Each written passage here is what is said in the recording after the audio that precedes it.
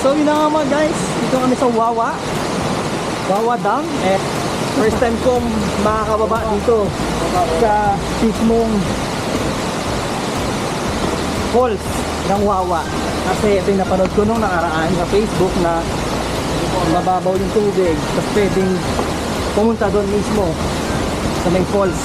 Kasi dati yung punong-puno to ng tubig, yung malakas yung ulan. Siyempre ngayon hindi na masyadong nag-uulan, kaya pwede na bumaba. Nakita naman natin maraming tao yung nandun. Daan daw sa gitna.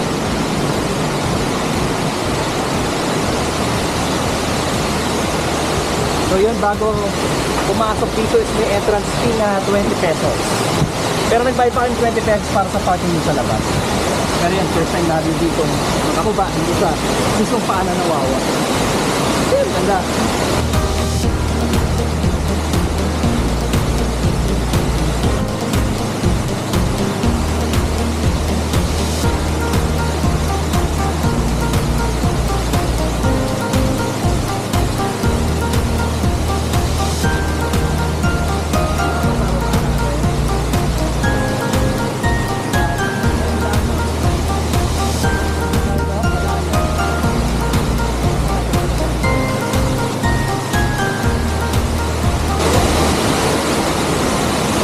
Guys, nagubad ako ng medyas ko para mag-photo op kami dito sa baba ng falls.